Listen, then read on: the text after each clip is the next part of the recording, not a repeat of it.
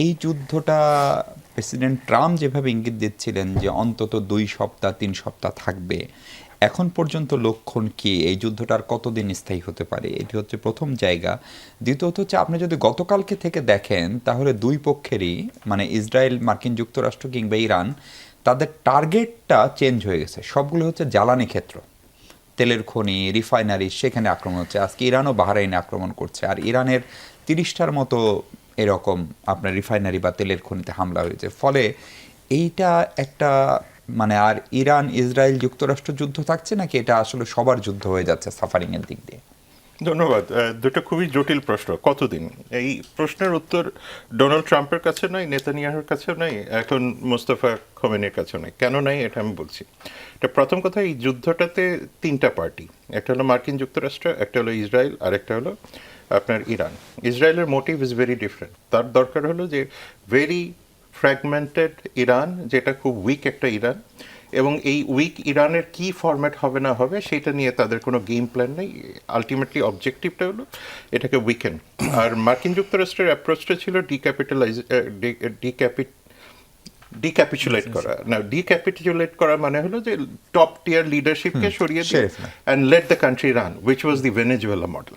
এখন মুশকিলটা হচ্ছে যে ইরান সম্পর্কে ধারণার ক্ষেত্রে বেশ কিছু ঘাটতি আছে, যেটা মার্কিন যুক্তরাষ্ট্র আফগানিস্তানের ক্ষেত্রেও হয়েছিল। যে আফগানিস্তানকে আপনি হোমোজিনাস এন্টিটি ধরার ফলে প্রবলেমটা হয়ে গেছে যে এটা অনেক মোজাইক বেসড একটা এথনিক গ্রুপ। ফলে আপনি হাজারার সাথে তাজিকের সম্পর্ক, তাজিকের সাথে উজবেকের সম্পর্ক ওই আফগানিস্তানে হচ্ছিল না, ফলে পশতুনরা পারেনি। পরবর্তীতে যখন পশতুনরা they created Taliban, all inclusive Taliban, তখনই একটা স্টেবিলাইজেশন এসছে। এটা মূলত কাতারে যে ডিসকাশনগুলি হয়েছিল সেখানেই হয়েছে। But at the end of the day ইরানের ক্ষেত্রে আবার এটা পুরোটাই different. Iran is a very nationalist society এবং হোমোজিনিয়াস সোসাইটি, এবং মোস্ট ইম্পর্টেন্টলি খোমেনিকে তারা সবসময় দেখছেন অ্যাজ এ থিওলজিক্যাল লিডার। সে থিওলজিক্যাল লিডার না, সে spiritual leader. Spiritual leader, Shia religion is very different then the concept of religious leader. এটা আমাদেরকে বুঝতে হবে। ফলে স্পিরিচুয়ালটা কেমন, আপনি রুমি পড়েন, হাফেজ পড়েন, খৈয়াম পড়েন, সব এখান থেকে এসছে। ফলে এই স্পিরিচুয়ালিটিতে যখন আপনি ডিক্যাপিচুলেট করলেন, এন্টায়ার ইরানে যে ফ্র্যাগমেন্টেশনটা ছিল United হয়ে গেল। এটা ইউনাইটেড হয়ে গেছে, যে কারণে এখন তারা কথা বলছে গ্রাউন্ড ফোর্সেসের ক্ষেত্রে। এবং গ্রাউন্ড ফোর্সেস যখন আপনি ডিপ্লয় করতে যাবেন তখন নিশ্চিতভাবে এটা একটা ম্যাসাকার পর্যায়ে চলে যাবে। এবং সেই ক্ষেত্রে আবার চিন্তা করছে যে কুর্দিশকে দেওয়া যায়। আপনি যখন এই কুর্দিশ অ্যাক্টিভিটিসগুলিকে অ্যাক্টিভেট করবেন, এটা ইমিডিয়েটলি ফল ব্যাক এফেক্ট হবে সৌদি আরব থেকে সব জায়গায়, কারণ কুর্দিশরা ডেফিনেটলি দে উইল বি রিটালিয়েটিং, মানে ভিতরে ঢোকার পরেও তারা বাইরেও করবে। যে কারণে আপনি ইরানে দেখছেন ইনস্টেবিলিটি, ইয়েমেনে দেখছেন ইনস্টেবিলিটি। ফলে এই জায়গাতে যে গেম প্ল্যানটা যেটা শুরু করা হয়েছিল, এই গেম প্ল্যানটা সরে গেছে, সুতরাং সেই জায়গাতে নাই। সেকেন্ড যে কোয়েশ্চেনটা আপনি তাহলে কি করলেন, যুদ্ধটা সহসাই থামছে না? Absolutely not. সেকেন্ড যেটা হচ্ছে যে নন কনভেনশনাল অ্যাপ্রোচ।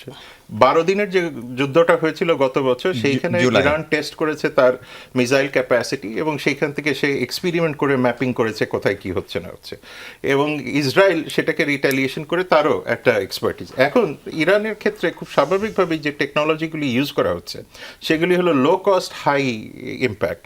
আর আপনার ইরান মানে ইসরায়েল বা বাকিরা যেটা রিটালিয়েশন করছে, high cost high Low impact impact। হয় নাই এখনো। যে কারণে আপনি দেখতে পাচ্ছেন যে ইরানের এখনো, যদিও আপনার casualty level is very low, but impact level is very high. যে কারণে পুরো ফোকাসটাই তারা সরিয়ে দিয়েছে তিন জায়গাতে। একটা হলো আপনার হার্টল্যান্ড, মানে আপনার আর্টারি যেটা, সেটা হলো অয়েল রিফাইনারি, যে কারণে আপনি কাতারে দেখলেন, বাহরাইনে দেখলেন, সব জায়গাতে দেখছেন। সেকেন্ডটা দেখবে আপনি কিছুদিন পরে দেখবেন ডিস্যালিনাইজেশন প্ল্যান্টগুলির উপরে আঘাত হবে। 60% অফ আজকে হয়েছে অলরেডি। মিডল ইস্টের 60% অফ মিডল ইস্টের পানি আসে হলো ডিস্যালিনাইজেশনের ফলে, সেটাকে কাটবে। এবং এটার রিটালিয়েশনে নিশ্চিতভাবে ইরানের ক্ষেত্রে হবে তেল। এখন এই তেলের যখন এফেক্টটা হবে, সেই সাথে যখন হরমুজের ক্ষেত্রে আমরা যে স্ট্যাগনেশনটা দেখছি, এই স্ট্যাগনেশনে দেখেন যে অনেক জাহাজ কিন্তু এখন আমেরিকান সাপোর্ট নিতে যাচ্ছে না, কারণ পোস্ট কনফ্লিক্টে they don't want to get into trouble. সুতরাং এই ইন্স্যুরেন্স বেড়ে গেছে, সব কিছু বেড়ে গেছে। এই জায়গাতে গিয়ে আপনি দেখতে পাচ্ছেন যে নন কনভেনশনাল অ্যাপ্রোচের মধ্যে হরমুজকে আটকে রেখে যে আপনি এই মুশকিলটা, সবাই হিসাবটা করে যে 20% তেল ইনক্রিজ। এশিয়ান মানে এশীয় দেশগুলির দিকে আসে। Nobody is talking about 60% of food grains to Middle East comes through that particular Hormuz. তার মানে আপনার ইস্ট বাউন্ড আর খাদ্য ওয়েস্ট সংকট। বাউন্ডের মধ্যে আপনি দেখছেন যে একটা অসামঞ্জস্যপূর্ণ অবস্থা। সেই কারণে এই নন কনভেনশনাল অ্যাপ্রোচটা হওয়ার ফলে আপনি যত না দেখবেন যে কনভেনশনাল মিলিটারি ফোর্সেসের ইউজ, তার চেয়ে বেশি হলো এই প্যাটার্নটা হলো সবচেয়ে ডেঞ্জারাস প্যাটার্ন। এটা তিনটা দিক আছে। একটা হলো political fallout, permanent deep rooted mistrust হয়ে যাবে। সেকেন্ড, আপনি একসময় দুবাই সৌদি আরবকে ভাবতেন যে সেফ ইনভেস্টমেন্ট ডেস্টিনেশন, এটাও চলে যাবে। Third, you are also going to see যে এই দেশগুলির মধ্যে আইদার তারা যদি ইসরায়েলের সাথে মিলে ইরানের দিকে যায়, আঘাত করে, এবং তারা যদি আঘাত না করে, এটা একটা ইম্পসিবল সিচুয়েশনে তারা পড়ে গেছে। সুতরাং সেই জায়গাতে দুটাই অপশন, একটা হলো আমেরিকানদের কাছ থেকে সাপোর্ট চাওয়া যে আমার সিকিউরিটি দাও, in that case sovereignty compromise. আর অন্যদিকে যদি আপনি সভরেন্টি কম্প্রোমাইজ না করেন, যেটা আমি শুনছিলাম আজকে, যে সৌদি আরব খুব সম্ভবত একটা ইনফর্মাল কমিউনিকেশন চ্যানেল ইরানের Open সাথে করতে চায়। ওপেন জি। করেছে, এবং সেইটার ক্ষেত্রে নেতানিয়াহু কেন্দ্রিক যে অ্যাপ্রোচটা পুরোটাই ডিপেন্ড করবে যে এই conversation normalisation, Saudi Israel normalisation is over, এটা আর হচ্ছে না। ফলে এই জায়গাতে গিয়ে নেতানিয়াহুকে কেন্দ্র করে সলিউশনটা কি আসবে, সেটার উপরে আমরা দেখতে পারবো।